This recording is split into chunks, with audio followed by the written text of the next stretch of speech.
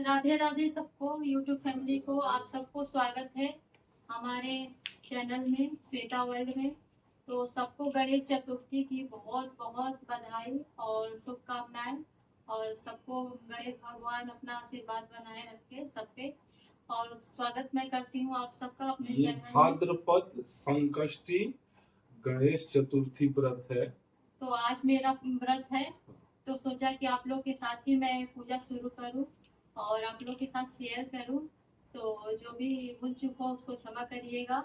और हम अपने तरफ से पूरा मतलब भक्ति के साथ ही पूजा करते हैं, तो हमारे साथ आप बने रहिए। चलिए पूजा स्टार्ट करते हैं। तो सबसे पहले हम आपको जो भी पूजा में सामान लगता है, सामग्री, वो सारे हम दिखा देते हैं कि पूजा में क्या क्या यूज होता है। तो सबसे पहले हमने ले लिया है 4 फल, जो कि 4 फल लगता है। और ये हमने शकरकंदी जरूरी है, तो आप लोग शकरकंदी भी जरूर लीजिएगा। और ये हमने चुन्नी ले लिया है, अगरबत्ती। और ये हमने ले लिया है 5 सुपारी और अक्षत, इरोली, सिंदूर और माची, चंदन। और ये गणेश जी के लिए लड्डू और घी ले लिया है, जल ले लिया है। ऊपर से पूरा ये सब दिया वगैरह सब कुछ धुल के रख लिया है। ये बाती है। और हमने ये ले लिया है फूल, दुर्वा। और अब चलिए पूजा स्टार्ट करते हैं। तो सबसे पहले हम क्या करेंगे, हमने चौकी लगा लिया है, उस पर कपड़ा डाल दिया है। और थोड़ा सा ऐसे आसन के लिए हम फूल डाल देंगे।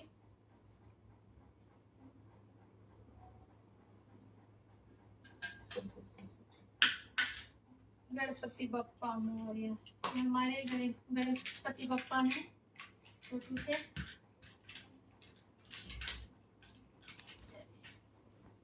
और ये पूरा शिव परिवार। जय हो प्रभु, बोल शिव। अब हम चुन्नी उठाएंगे इनको।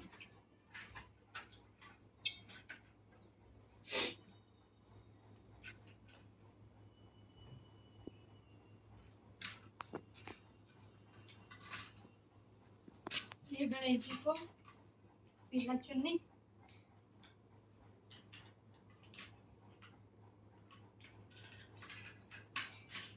इसके बाद अब हम दिया जलाएंगे।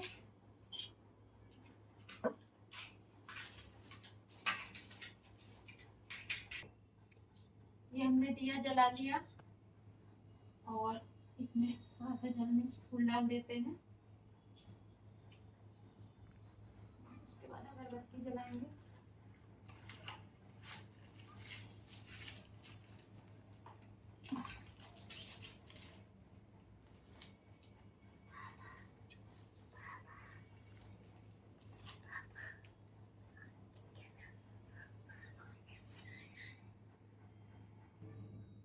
वक्रतुंड महाकाय सूर्यकोटिशं प्रभं निर्विघ्नं कुरु मे देव सर्वकार्येषु सर्वदा।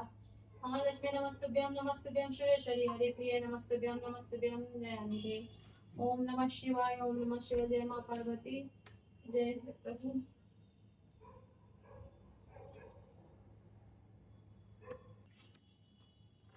तो अब हम भोग लगाते हैं।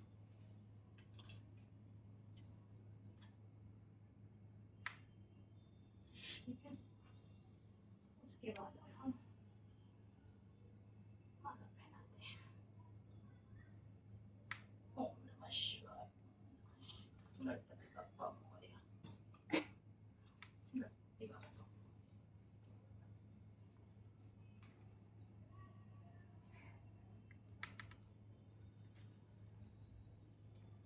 अब हम दुर्वा चढ़ाएंगे गणेश भगवान को। जय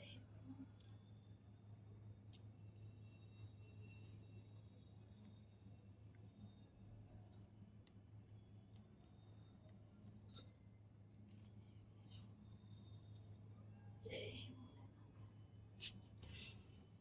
जय मां पार्वती।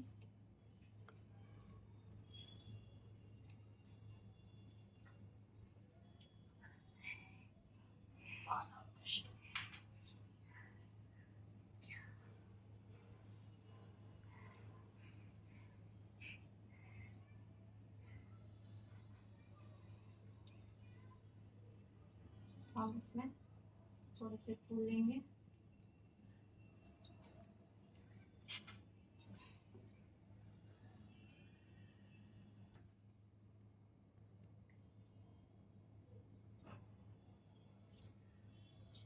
इसको हम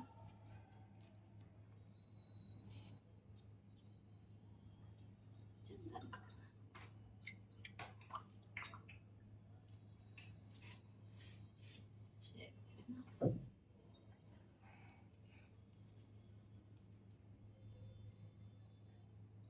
जय कार्तिक जी।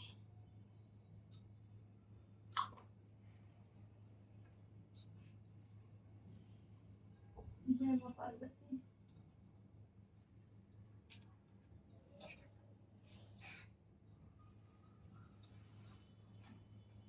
हम संकल्प लेंगे, जो हम व्रत रहे हैं माता से और शिव परिवार से हम आग्रह करेंगे कि हमारे सौहार्द की रक्षा करें, हमारे परिवार की रक्षा करें और अपना नाम और अपना गोत्र आप लोग इसमें बोल दीजिए। जिसको अपना गोत्र नहीं याद हो कोई बात नहीं, अपना नाम बोल सकते हैं आप लोग।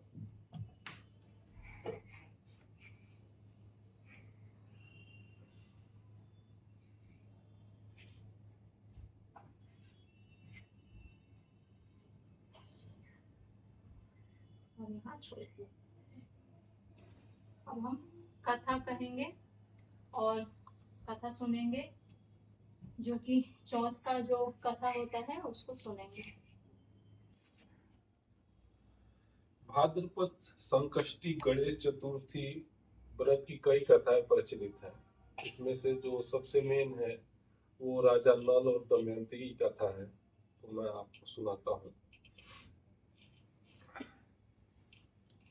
पूर्व काल में राजाओं में श्रेष्ठ राजा नल था। उसकी रूपवती रानी का नाम दमयंती था। शापवश राजा नल को राजच्युत खोना पड़ा और रानी के वियोग से कष्ट सहना पड़ा। तब दमयंती ने इस व्रत के प्रभाव से अपने पति को प्राप्त किया। राजा नल के ऊपर विपत्तियों का पहाड़ टूट पड़ा था। डाकुओं ने उनके महल में धन, गजशाला से हाथी और घुड़शाला से घोड़े हरण कर लिए तथा महल को अग्नि से जला दिया। राजा नल भी जुआ खेलकर सब हार गए। नल असहाय होकर रानी के साथ वन को चले गए। साप बस स्त्री से भी वियोग हो गया। कहीं राजा और कहीं रानी दुखी होकर देशाटन करने लगे। एक समय वन में दमयंती को महर्षि सरभंग के दर्शन हुए।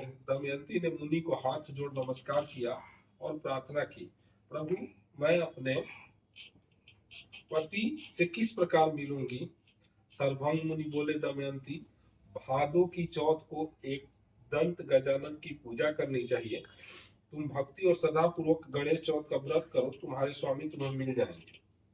सरभंग मुनि के कहने पर दमयंती ने भादो की गणेश चौथ को व्रत आरंभ किया और 7 मास में ही अपने पुत्र और पति को प्राप्त किया। इस व्रत के प्रभाव से नल ने सभी सुख प्राप्त किए।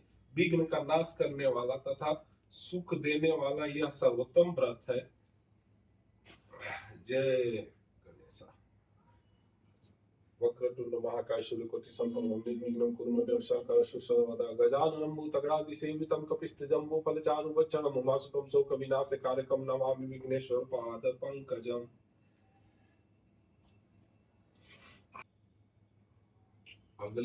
अगली प्रचलित कथा है गणेश जी की। पौराणिक एवं प्रचलित श्री गणेश कथा के अनुसार एक बार देवता कई विपदाओं में घिरे थे। तब वो मदद मांगने भगवान शिव के पास आए। उस समय शिव के साथ कार्तिकेय तथा गणेश जी भी बैठे थे। देवताओं की बात सुनकर शिव जी ने कार्तिकेय और गणेश जी से पूछा कि तुम में से कौन देवताओं के कष्टों का निवारण कर सकता है। तब कार्तिकेय और गणेश जी दोनों ने ही स्वयं को इस कार्य के लिए सक्षम बताया। इस पर भगवान शिव ने दोनों की परीक्षा लेते हुए कहा कि तुम दोनों में से जो सबसे पहले पृथ्वी की परिक्रमा करके आएगा वही देवताओं की मदद करने जाएगा। भगवान शिव के मुख से यह वचन सुनते ही कार्तिकेय अपने वाहन मोर पर बैठकर पृथ्वी की परिक्रमा के लिए निकल गए। परंतु गणेश जी सोच में पड़ गए कि वो चूहे के ऊपर चढ़कर सारी पृथ्वी की परिक्रमा करेंगे तो इस कार्य में उन्हें बहुत समय लग जाएगा। तभी उन्हें एक उपाय सूझा। गणेश अपने स्थान से उठे और अपने माता पिता की 7 बार परिक्रमा करके वापस बैठ गए। परिक्रमा करके लौटने पर कार्तिकेय स्वयं को विजेता बताने लगे। तब शिव जी ने गणेश जी से पृथ्वी की परिक्रमा न करने का कारण पूछा। तब गणेश ने कहा, माता पिता के चरणों में ही समस्त लोक है। यह सुनकर भगवान शिव ने गणेश जी को देवताओं के संकट दूर करने की आज्ञा दी। इस प्रकार भगवान शिव ने गणेश जी को आशीर्वाद दिया कि चतुर्थी के दिन जो तुम्हारा पूजन करेगा और रात्रि में चंद्रमा को अर्घ्य देगा, उसके तीनों ताप यानी दैविक ताप तथा भौतिक ताप दूर होंगे। इस व्रत को करने से व्रतधारी के सभी तरह के दुख दूर होंगे और उसे जीवन के भौतिक सुखों की प्राप्ति होगी। चारों तरफ से मनुष्य की सुख समृद्धि बढ़ेगी, पुत्र पौत्रादि एवं धन ऐश्वर्य की कमी नहीं रहेगी। गणेश चतुर्थी व्रत की दूसरी कथा है। एक समय की बात है, राजा हरिश्चंद्र के राज में एक कुम्हार था। वो मिट्टी के बर्तन बनाता, लेकिन वो कच्चे रह जाते थे। एक पुजारी के सलाह पर उसने इस समस्या को दूर करने के लिए एक छोटे बालक को मिट्टी के बर्तन के साथ आवा में डाल दिया। उस दिन संकष्टी चतुर्थी का दिन था। उस बच्चे की माँ अपने बेटे के लिए परेशान थी। उसने गणेश जी से बेटे की कुशलता की प्रार्थना की। दूसरे दिन जब कुम्हार ने सुबह उठकर देखा तो आवा में उसके बर्तन तो पक गए थे, लेकिन बच्चे का बाल बाका भी नहीं हुआ था।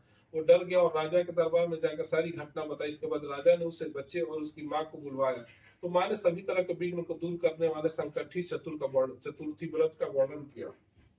घटना के बाद महिलाएं संतान और परिवार के सौभाग्य के लिए संकट चौथ का व्रत करने लगी। तीसरी कथा है। एक समय की बात है कि विष्णु भगवान का विवाह लक्ष्मी जी के साथ निश्चित हो गया। विवाह की तैयारी होने लगी। सभी देवताओं को निमंत्रण भेजे गए, परंतु गणेश जी को निमंत्रण नहीं दिया। कारण जो भी रहा हो, अब भगवान विष्णु की बारात जाने का समय आ गया। सभी देवता अपनी पत्नियों के साथ विवाह समारोह में आए। उन सबने देखा कि गणेश जी कहीं दिखाई नहीं दे रहे। तब वो आपस में चर्चा करने लगे, क्या गणेश जी को नहीं होता या गणेश जी ही नहीं आए हैं। सभी को इस बात पर आश्चर्य होने लगा। तभी सबने विचार किया कि विष्णु भगवान से इसका कारण पूछा जाए। विष्णु भगवान से पूछने पर उन्होंने कहा कि हमने गणेश जी के पिता भोलेनाथ महादेव को न्योता भेजा है। यदि गणेश जी अपने पिता के साथ आना चाहते तो आ जाते, अलग से न्योता देने की कोई आवश्यकता भी नहीं थी। दूसरी बात यह है कि उनको 1.25 मन मूंग, 1.25 मन चावल, 1.25 मन घी और 1.25 मन लड्डू का भोजन दिन भर में चाहिए। यदि गणेश जी नहीं आएंगे तो कोई बात नहीं, दूसरे के घर जाकर इतना सारा खाना पीना अच्छा भी नहीं लगता।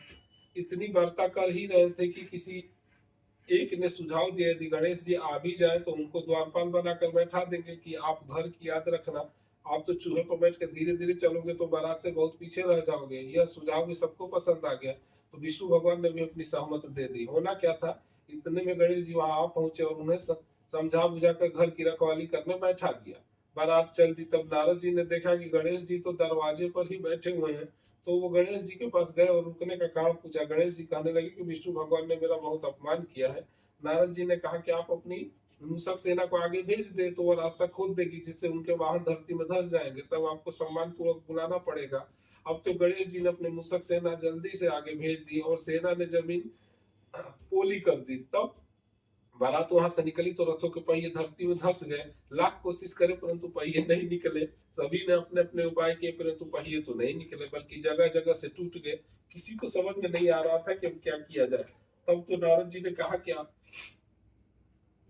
आप लोगों ने गणेश जी का अपमान करके अच्छा नहीं किया। यदि उन्हें मना कर लाया जाए तो आपका कार्य सिद्ध हो सकता है और यह संकट टल सकता है। शंकर भगवान ने अपने दूत नंदी को भेजा और वो गणेश जी को लेकर आए।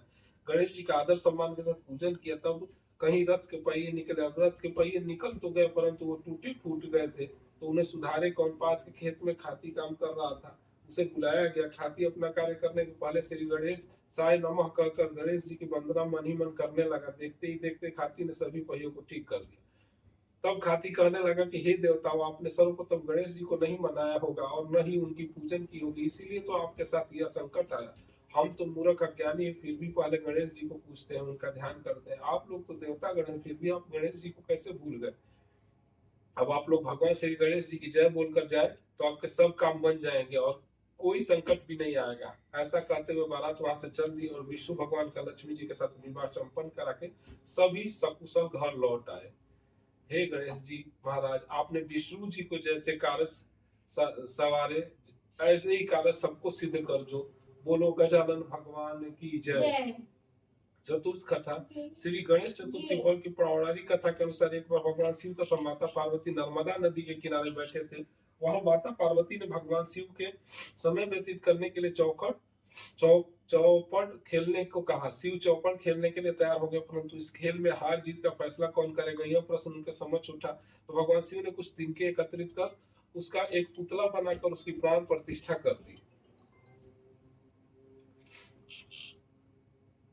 और पुतले से कहा, बेटा हम चौखड़ खेलना चाहते हैं, परंतु हमारी हार जीत का फैसला करने वाला कोई नहीं, इसलिए तुम बताना कि हम दोनों में से कौन हारा और कौन जीता।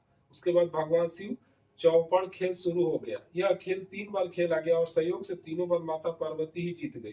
खेल समाप्त होने के बाद बालक से हार जीत का फैसला करने के लिए कहा गया, तो उस बालक ने महादेव को विजयी बताया। यह सुनकर माता पार्वती क्रोधित हो गई और क्रोध में उन्होंने बालक को लंगड़ा होने, कीचड़ में पड़े रहने का श्राप दे दिया। बालक ने माता पार्वती से माफी मांगी और कहा कि यह मुझसे अज्ञानवश ऐसा हुआ है, मैंने किसी द्वेष भाव से ऐसा नहीं किया है। बालक द्वारा क्षमा मांगने पर माता ने कहा, यहाँ गणेश पूजन के लिए नाग कन्याएं आएंगी, उनके कहे अनुसार तुम गणेश व्रत करो, ऐसा करने से तुम मुझे प्राप्त करोगे। यह कहकर माता पार्वती जी शिव के साथ कैलाश पर्वत पर चली गई। 1 वर्ष के बाद उस स्थान पर नाग कन्या आए। तब नाग कन्याओं से श्री गणेश के व्रत की विधि मालूम करने पर उस बालक ने 21 दिन लगातार गणेश जी का व्रत किया। उसकी श्रद्धा से गणेश जी प्रसन्न हुए। उन्होंने बालक को मनवांछित फल मांगने के लिए कहा। उस पर उस बालक ने कहा, हे विनायक, मुझ में इतनी शक्ति दीजिए कि मैं अपने पैरों से चलकर अपने माता पिता के साथ कैलाश पर्वत पर पहुंच सकूं और वो ये देख प्रसन्न हो। तब बालक को वरदान देकर श्री गणेश अंतर्ध्यान हो गए। इसके बाद वह बालक कैलाश पर्वत पर पहुंच गया और कैलाश पर्वत पर पहुंचने की अपनी कथा उसने भगवान शिव को सुनाई। चौपड़ वाले दिन से माता पार्वती शिव जी से विमुख हो गई थी, अतः देवी के रुष्ट होने पर भगवान शिव ने भी बालक के बताए अनुसार 21 दिनों तक श्री गणेश का व्रत किया। इस व्रत के प्रभाव से माता पार्वती के मन से भगवान शिव के लिए जो नाराजगी थी वह समाप्त हो गई। तब यह व्रत विधि भगवान शंकर ने माता पार्वती को बताई। यह सुनकर माता पार्वती के मन में भी अपने पुत्र कार्तिकेय से मिलने की इच्छा जागृत हुई। तब माता पार्वती ने भी 21 दिन तक श्री गणेश का व्रत किया तथा दुर्वा फूल और लड्डुओं से गणेश जी का पूजन अर्चना किया। व्रत के 21वें दिन कार्तिकेय स्वयं माता पार्वती जी से आ मिले। उस दिन से श्री गणेश चतुर्थी का यह व्रत समस्त मनोकामनाओं की पूर्ति करने वाला व्रत माना जाता है। इस व्रत को करने से मनुष्य के सारे कष्ट दूर होकर मनुष्य को समस्त सुख सुविधाएं प्राप्त होती है। गणपति बप्पा मोरया। जय गणेश भगवान। जय गणेश जी।